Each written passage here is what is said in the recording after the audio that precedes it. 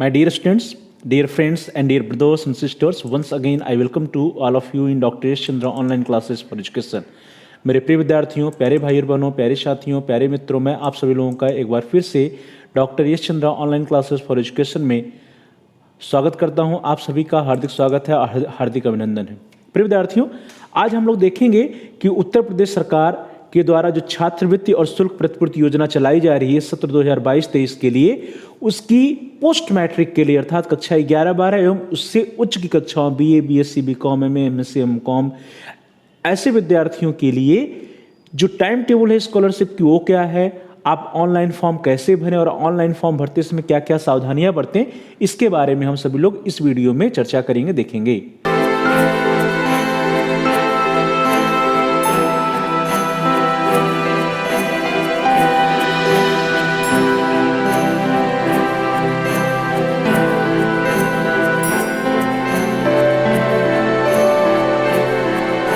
हम लोग सबसे पहले बात करेंगे कि वे कौन कौन सी कार्यवाहियां हैं जो कि विद्यार्थी के स्तर से की जानी है, उसको देखते हैं।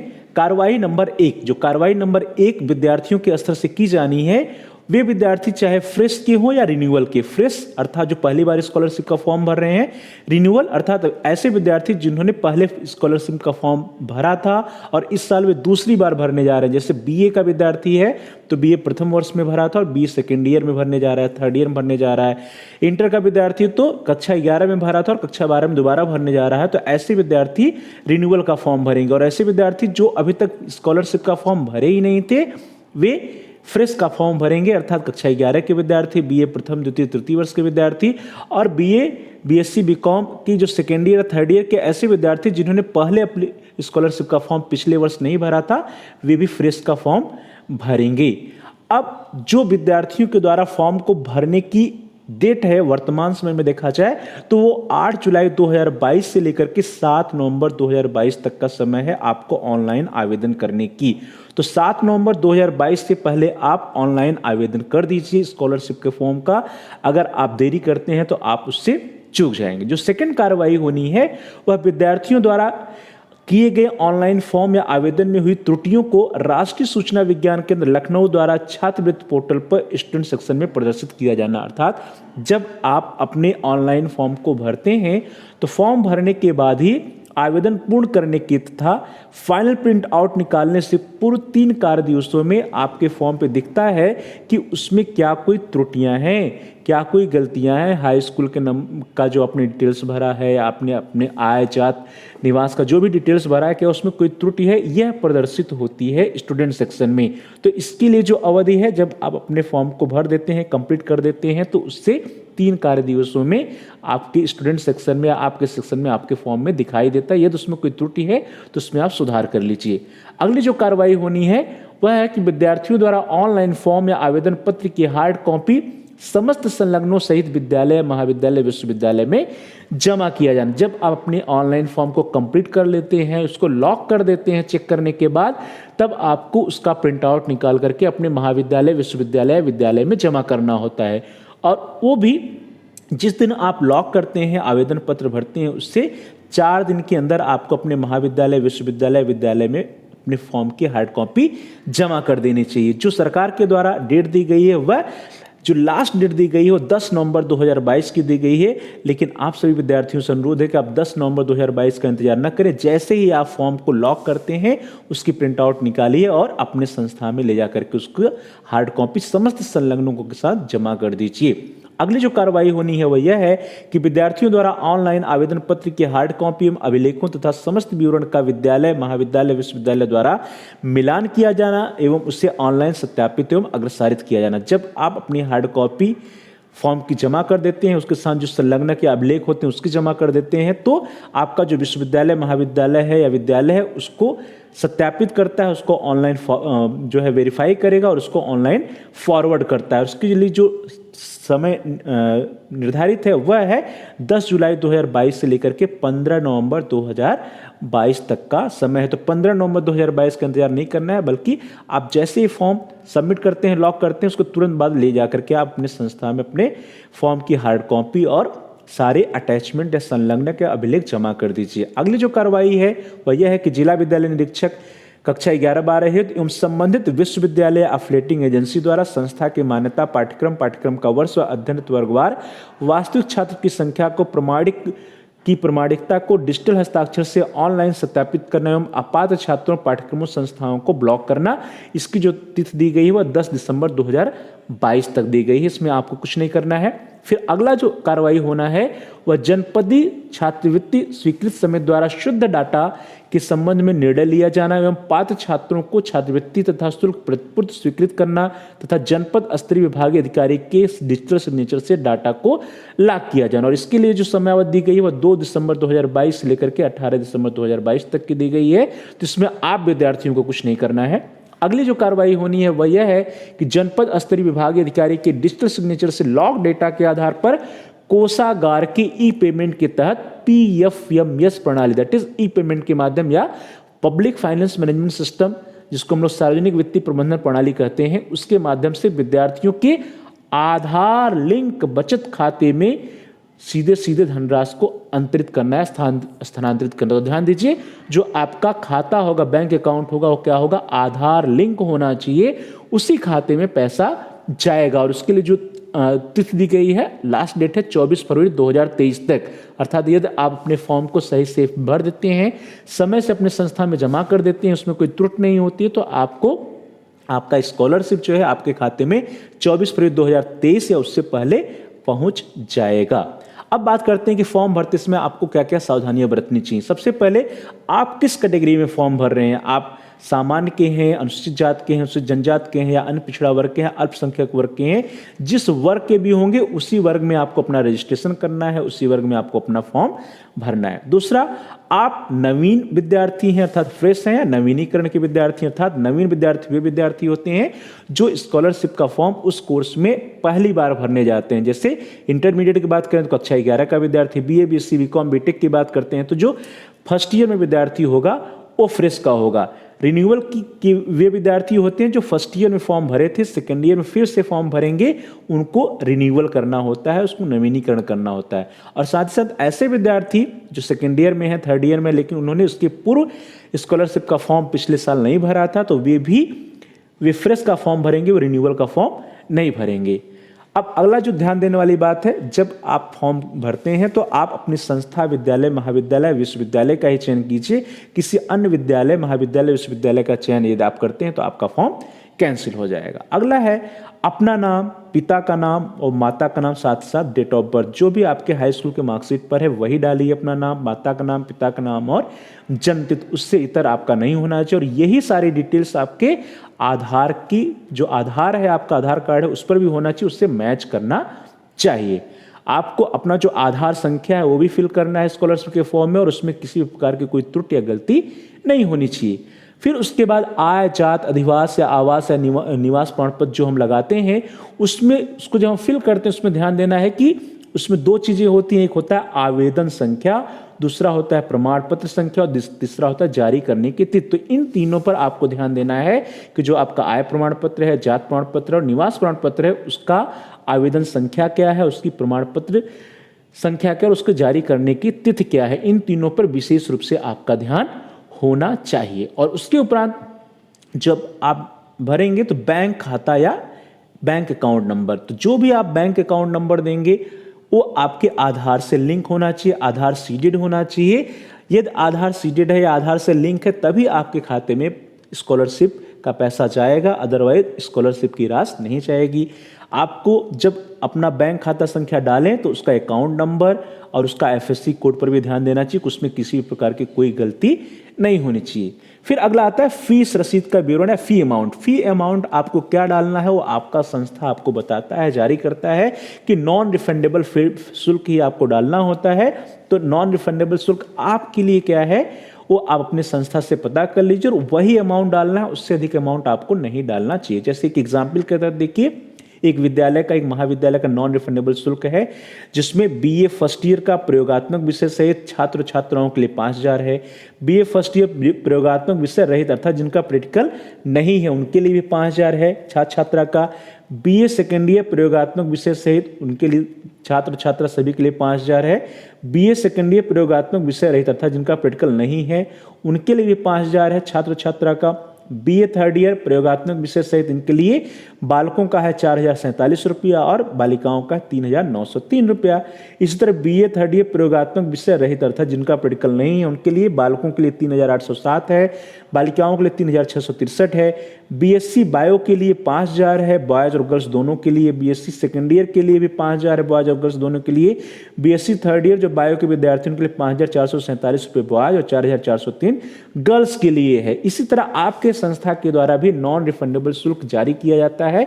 वही अमाउंट आपको डालना है जो आपके महाविद्यालय, विश्वविद्यालय, विद्यालय के द्वारा बताया गया, उससे अधिक अमाउंट आपको नहीं डालना चाहिए। जैसे यहाँ पे देखिए बीएससी के लिए, बीएससी गणित के लिए first year second year third year के लिए 5,000 फीस है बॉयज एंड गर्ल्स दोनों के लिए। बीकॉम फर्स्ट सेकंड थर्ड के लिए भी 5,000 है।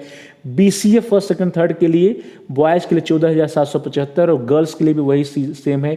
बीएड फर्स्ट ईयर के लिए 7,300 है बॉयज के लिए, गर्ल्स के लिए भी सेम है। बीएड सेकंड ईयर के लिए 7,500 है बॉयज और गर्ल्स दोनों के लिए सेम है। MA first year ancient history या प्राचीन इतिहास के लिए बॉयज और गर्ल्स के लिए 5,274 है। एमए सेकंड ईयर प्राचीन इतिहास के लिए 5,874 है। MA first year second year Hindi, भूगोल, समाजशास्त्र, राजनीति शास्त्र, शिक्षा शास्त्र सभी के लिए 6,000 रुपया है। MCom first year second year के लिए 6,000 है। MSc first year second year के लिए 6,000 और पीएचडी के लिए 3,613 रुपया है। ये एक एग्जाम्पल के तहत आपको बताया गया है कि ये नॉन रिफंडेबल शुल्क है। इसी तरह आपके महाविद्यालय, विश्वविद्यालय के द्वारा जो भी नॉन रिफंडेबल शुल्क आपको बताया गया है वही शुल्क आपको फॉर्म में भरना है, उससे अधिक शुल्क आपको नहीं डालना चाहिए। अगली बात आती है अभिभावक का राशन कार्ड नंबर अनिवार्य रूप से इस बार आपको अंकित करना है। यदि आपके पास आपके पेरेंट्स का राशन कार्ड नहीं है तो ऐसी दशा में आप जाकर के अपने परिवार की आईडी किसी भी जन सेवा केंद्र या कॉमन सर्विस सेंटर से बनवा लीजिए। वहां से जो आपका आईडी नंबर बन जाएगा उसी आईडी नंबर को आप फॉर्म में फिलअप करेंगे। यदि आप बिना परिवार आईडी के राशन कार्ड नंबर भरे आप अपना आवेदन करते हैं तो आपका आवेदन अपूर्ण भी माना जा सकता है। ध्यान देना यहाँ पे कि जो रिन्यूअल के विद्यार्थी हैं उनके लिए यदि ये नहीं आता है या उनके लिए विकल्प नहीं ओपन होता है तो उनको नहीं डालना, लेकिन जो फ्रेश के विद्यार्थी हैं और जिनके लिए राशन कार्ड का नंबर डालना अनिवार्य है, उसमें ब्लिंक करता है, दिखाता है अनिवार्य रूप से, तो उनके लिए उनको अनिवार्य रूप से राशन कार्ड का नंबर अंकित करना होगा, परिवार की आईडी संख्या अंकित करनी होगी। तो इसको आप, यदि आपके पास नहीं तो कॉमन सर्विस सेंटर से आप बनवा भी सकते हैं। फिर अगली जो ध्यान देने वाली बात है वो यह है कि कोई भी विद्यार्थी आवेदन करते समय एक ही मोबाइल नंबर 2 फॉर्म में दर्ज ना करें, अर्थात एक ही मोबाइल नंबर को 2 विद्यार्थियों के स्कॉलरशिप के फॉर्म में दर्ज नहीं होना चाहिए। अगर ऐसा आप करते हैं तो जिस विद्यार्थी का स्कॉलरशिप का फॉर्म पहले वेरीफाई होगा उसका माना जाएगा और दूसरे विद्यार्थी का फॉर्म वो वेरीफाई नहीं हो पाएगा, वो फॉरवर्ड नहीं हो पाएगा, वो रिजेक्ट हो जाएगा। तो ध्यान देने वाली बात है कि एक विद्यार्थी एक मोबाइल नंबर ही डालेगा।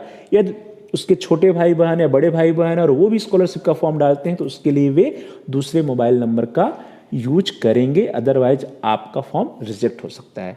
अब जब आप अपना ऑनलाइन आवेदन कर लेंगे तो उसके साथ आपको क्या क्या अटैचमेंट्स लगाने हैं, संलग्नक लगाने हैं, उसको भी आप नोट कर लीजिए। सबसे पहले तो प्रवेश रसीद की फोटोकॉपी लगानी है, बैंक पासबुक की फोटोकॉपी लगानी है जिस पर आपका नाम, आपका अकाउंट नंबर और आईएफएससी कोड स्पष्ट हो।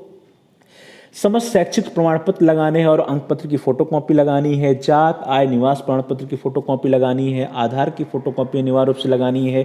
आवासीय छात्र अर्थात हॉस्टल में रहने वाले विद्यार्थियों के लिए छात्रावास की रसीद की फोटोकॉपी लगानी है।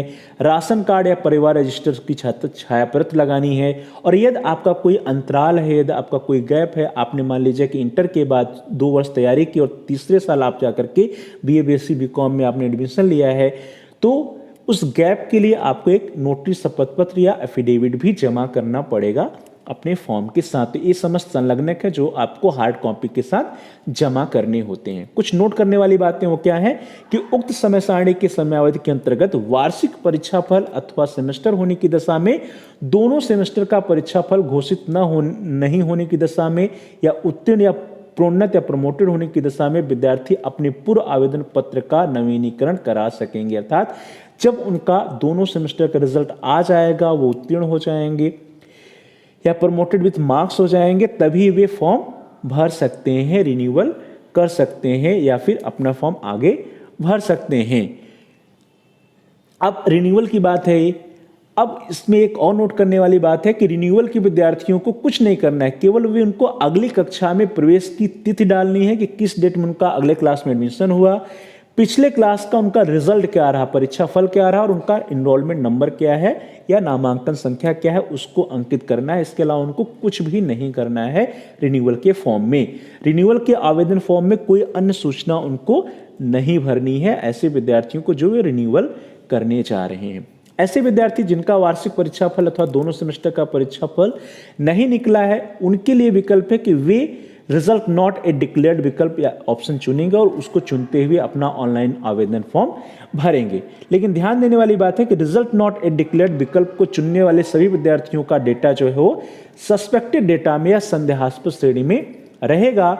इसके लिए संदेहास्पद श्रेणी से हटाने के लिए विद्यार्थियों को समय दिया जाएगा। 2 दिसंबर 2022 से लेकर के 15 दिसंबर 2022 का समय मिलेगा।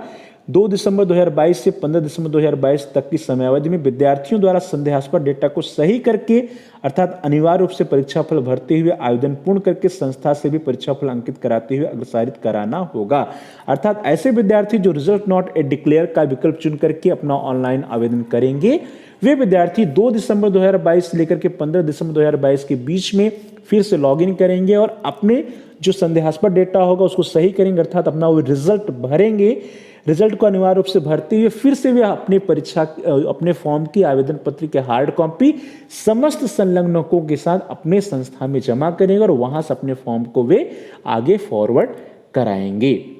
रिजल्ट नॉट ए डिक्लेयर्ड विकल्प को चुनने वाले विद्यार्थियों के परीक्षा फल न निकलने अथवा छात्र द्वारा पूर्व में पूर्ण किए गए आवेदन में संशोधन न करने एवं संस्था द्वारा संशोधित किए गए आवेदन को अग्रसारित न करने की दशा में अपने आप आवेदन निरस्त मान लिया जाएगा। अर्थात यदि आपने पहले रिजल्ट नॉट डिक्लेयर को चुन करके आपने आवेदन कर लिया है, लेकिन दिए गए समयावधि में अर्थात जो समय दिया गया है 2 दिसंबर से लेकर के 15 दिसंबर 2022 का, उसमें आप जाकर के उसमें अपना परीक्षा फल या रिजल्ट नहीं अपडेट करते हैं, नहीं अंकित करते हैं और अपने फॉर्म को आगे फॉरवर्ड नहीं कराते हैं, तो आपका आवेदन निरस्त माना जाएगा। संस्था अर्थात विद्यालय, महाविद्यालय, विश्वविद्यालय द्वारा विद्यार्थी के आवेदन को ऑनलाइन अग्रसारित करते समय विद्यार्थी के गत वर्ष का परीक्षा अर्थात पिछले वर्ष का परीक्षा, ये सेमेस्टर है तो सेमेस्टर होने की दशा में दोनों सेमेस्टर के अंकों को जोड़ते हुए प्राप्तांक का पूर्णांक तथा उपस्थिति का प्रतिशत भरना अनिवार्य होगा। अर्थात जब यदि ऐसे विद्यार्थी जो सेमेस्टर सिस्टम के हैं तो उनको SGPA नहीं बल्कि जो CGPA वाला मार्क्स दिख रहा है उसी को पूर्णांक और प्राप्तांक में भरेंगे। यदि CGPA आपका टोटल 5.6 है और हो सकता है पूर्णांक आपका 10 हो, आपके मार्कशीट पर होगा तो 10 पूर्णांक में भरना है और 5.67 जो भी आपका CGPA मार्क्स हो उसको आपको अपने फॉर्म में प्राप्तांक में अंकित करना है। ये स्कॉलरशिप की वेबसाइट है। यदि आप गूगल पर जाएंगे और scholarship.up.gov.in डालेंगे तो आपके समक्ष ये वेबसाइट खुल करके आ जाएगी।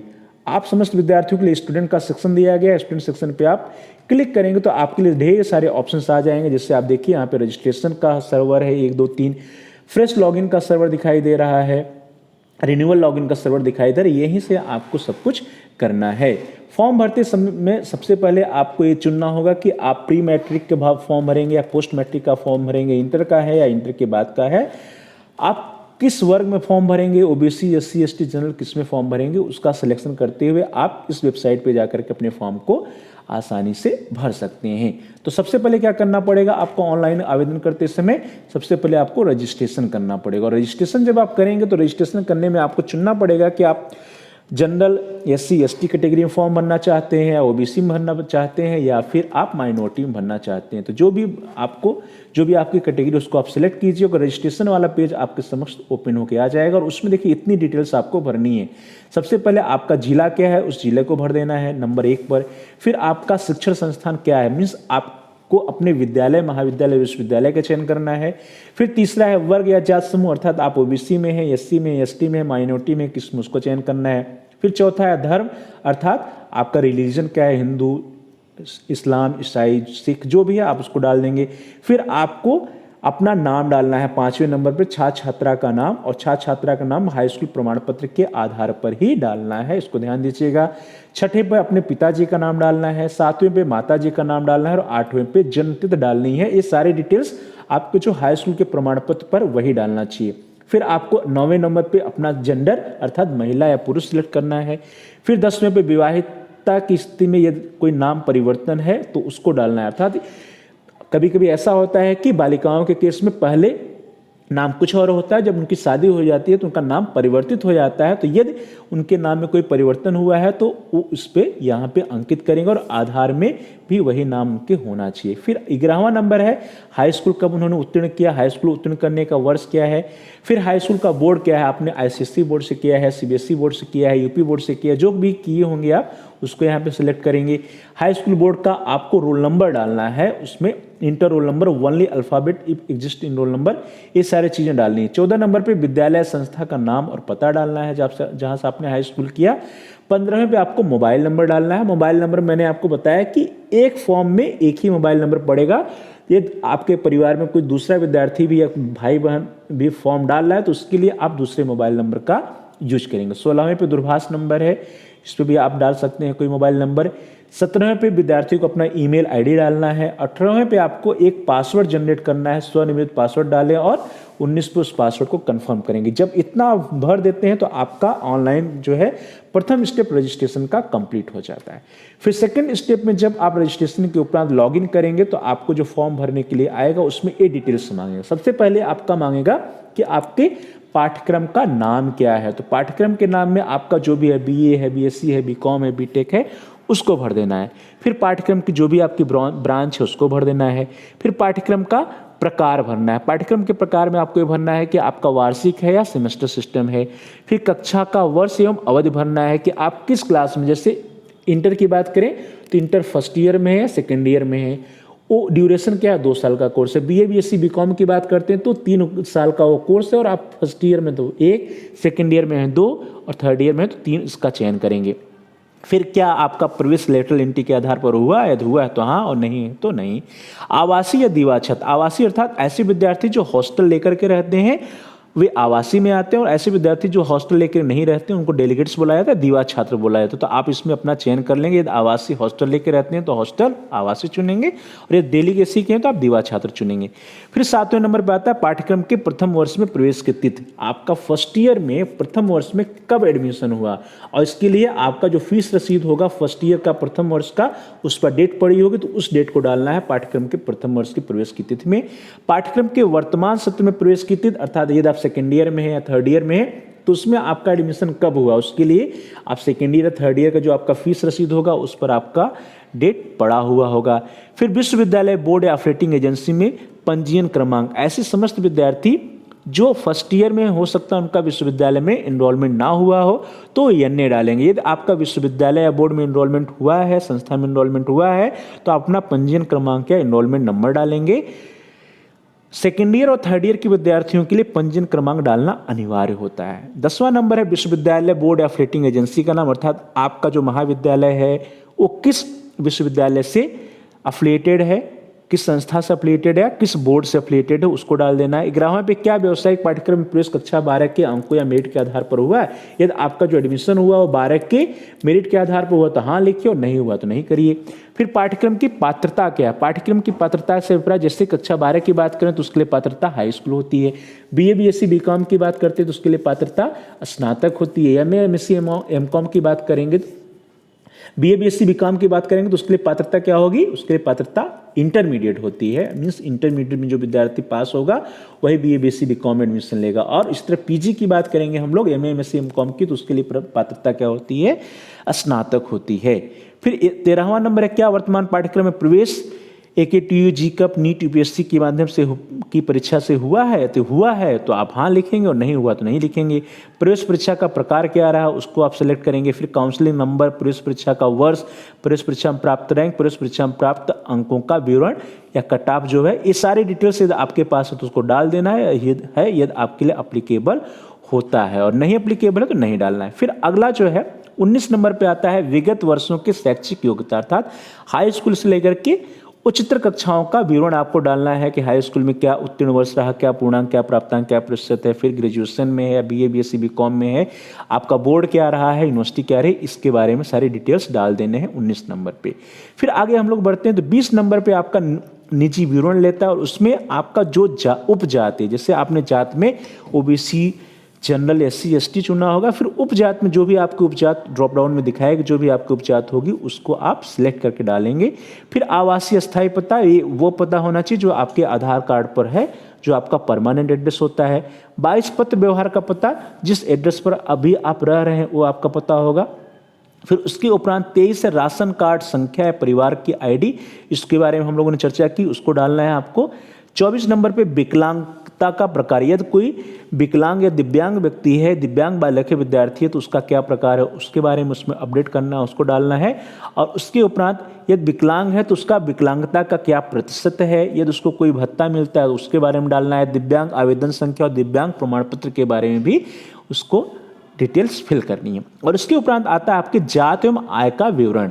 जात एवं आय के विवरण के बारे में हमने आपको बताया था कि इसमें जो है जात प्रमाण पत्र क्रमांक और जात प्रमाण पत्र आवेदन फॉर्म संख्या या आय प्रमाण पत्र क्रमांक और आय प्रमाण पत्र आवेदन की जो संख्या है, फॉर्म संख्या, इसको आपको मैच करना है। जात प्रमाण पत्र जारी करने की तिथि और आय प्रमाण पत्र जारी करने की तिथि, इसको बड़े ध्यान से आपको भरना है। और छात्र छात्रा के परिवार की सभी स्रोतों से आय क्या है, और इस आय में आपको एनुअल इनकम डालनी है। आपका जो आय प्रमाण पत्र होता है उसमें मंथली और वार्षिक दोनों दिया रहता है, तो आपको जो वार्षिक इनकम है वो डालना है। जैसे मान लीजिए किसी विद्यार्थी में दिया है कि 4,000 रुपये मंथली, तो 4 × 12 अर्थात 48,000 रुपया उसका एनुअल इनकम होगा उसके आय प्रमाण पत्र में, तो वही डालना है। तो यहाँ पे ध्यान देना है, जात एवं आय के विवरण में जात प्रमाण पत्र क्रमांक, जात प्रमाण पत्र जारी करने की तिथि, जात प्रमाण पत्र आवेदन फॉर्म संख्या को सही सही भरना है। फिर छात्र छात्रा के परिवार के सभी स्रोतों से वार्षिक आय क्या है जो आपके आय प्रमाण पत्र में उसको भरिए, आय प्रमाण पत्र का क्रमांक भरिए, आय प्रमाण पत्र जारी करने की तिथि और आय प्रमाण पत्र आवेदन फॉर्म संख्या, उसको आपको सही सही भरना है। इसमें किसी प्रकार की कोई त्रुटि नहीं होनी चाहिए। फिर अगला आता है बैंक का विवरण। बैंक के विवरण में आपका जो खाता है, अकाउंट हो, किस बैंक में है, वहाँ उस बैंक का नाम आप सिलेक्ट कीजिए, उसका ब्रांच कौन सा है उसको सिलेक्ट कीजिए, और आईएफएससी कोड क्या है उसको सिलेक्ट कीजिए, जनपद का नाम सिलेक्ट कीजिए और अपना बैंक अकाउंट बड़े ध्यान से आप डालिए। इसमें कोई किसी प्रकार की त्रुटि नहीं होनी चाहिए, और वो बैंक खाता पर आपका क्या नाम है उसको आपको अंकित करना। और ध्यान देना है, जो भी आप बैंक अकाउंट डालेंगे वो क्या होना चाहिए, आपके आधार से लिंक होना चाहिए, आधार इनेबल्ड या आधार सीडेड होना चाहिए। जो आधार से लिंक्ड है उसी खाते में स्कॉलरशिप आएगी। यदि आपका बैंक अकाउंट आधार से लिंक नहीं है तो उसमें आपका स्कॉलरशिप का पैसा नहीं जाएगा। और साथ ही साथ वो आपका जो बैंक अकाउंट है वो आपका एक्टिव होना चाहिए, अर्थात उसमें आप लेन देन करते रहिए, वो इनएक्टिव नहीं होना चाहिए। यदि इनएक्टिव होगा तो भी आपका स्कॉलरशिप उस खाते में नहीं जाएगा। तो ध्यान देना है, वो आधार से लिंक होना चाहिए आपका बैंक अकाउंट नंबर, बैंक खाता संख्या, और साथ ही साथ वो एक्टिव होना चाहिए। फिर अगले पॉइंट में आता है 39 में शुल्क संबंधित विवरण, और उसमें अनुमोदित वार्षिक नॉन रिफंडेबल अनिवार्य शुल्क। इसके बारे में मैंने आपको डिटेल में बताया कि आपके महाविद्यालय, विश्वविद्यालय, विद्यालय के द्वारा जो नॉन रिफंडेबल शुल्क बताया जाए वही डालना है, उससे अधिक आपको नहीं डालना है। फिर अगला आता है गत वर्ष का विवरण, अर्थात गत वर्ष मीन्स लास्ट ईयर, पिछले क्लास है, पिछली कक्षा का विवरण। पिछली कक्षा में आपका परीक्षा फल क्या रहा, पास रहे तो आप पास लिखिए, प्रमोट रहे तो प्रमोट लिखिए। फिर गत परीक्षा की प्रणाली क्या रही, अर्थात एनुअल सिस्टम था या सेमेस्टर सिस्टम था, तो एनुअल सिस्टम है तो एनुअल सिस्टम डालिए, और यदि सेमेस्टर है तो आप सेमेस्टर सेलेक्ट कीजिए। गत वर्ष की अंक प्रणाली क्या, वार्षिक परीक्षा अंक प्रणाली थी या सीबीसीएस सिस्टम था, उसको डालना है। संस्था द्वारा अंकित पूर्णांक क्या था, 500, 600, यदि एनुअल सिस्टम होगा 1000 ये होगा, या यदि सीजीपीए में होगा तो पूर्णांक क्या होगा, 10 होगा, या जो भी आपके मार्कशीट पर अंकित थे उसको डालना है। फिर गत वर्ष का पूर्णांक, यहाँ भी वही चीज़ डाल देना है, पूर्णांक क्या है, 500 है या सीजीपीए में 10 है, जो भी है उसको डालिए। गत वर्ष का प्राप्तांक, पिछले साल का जो रिजल्ट उसमें प्राप्तांक कितना दिखाया गया उसको आपको डालना है। फिर जब आप पूर्णांक और प्राप्तांक डालेंगे तो अपने आप सिस्टम जो है वहाँ पर क्या ले लेगा, परसेंटेज ले लेता है। और पिछले क्लास या गत वर्ष में आपका जो शिक्षण संस्थान, उस शिक्षण संस्थान का नाम, अर्थात यदि आप कक्षा 12 में तो कक्षा 11 में कहाँ पढ़े थे उसका डिटेल डालना है। बीए सेकेंड ईयर में है तो बीए फर्स्ट ईयर में आप कहाँ पढ़े थे उसको डालना है और उसी का डिटेल, उसका रिजल्ट डालना है। बीए थर्ड ईयर में तो सेकेंड ईयर में आप कहाँ पढ़े थे, आपके शिक्षण संस्थान का क्या नाम है और उसका रिजल्ट डालना है। यदि आप BA first year, BA BSc BCom first year में, तो आपको इंटर वाले डिटेल्स डालने हैं, तो इसको भी बड़े ध्यान से डालना है। तो इस तरह से हम सभी लोगों ने देखा कि उत्तर प्रदेश सरकार के द्वारा जो संचालित योजना है छात्रवृत्ति एवं शुल्क प्रतिपूर्ति योजना, सत्र 2022-23 की समय सारणी क्या है और ऑनलाइन फॉर्म हम कैसे भर सकते हैं और ऑनलाइन फॉर्म भरते समय हमें क्या क्या सावधानियां बरतनी चाहिए। तो आप सभी लोगों का बहुत बहुत धन्यवाद। Thanks for watching, thanks to all of you. Please like share and subscribe the channel. आप सभी लोगों का बहुत बहुत धन्यवाद।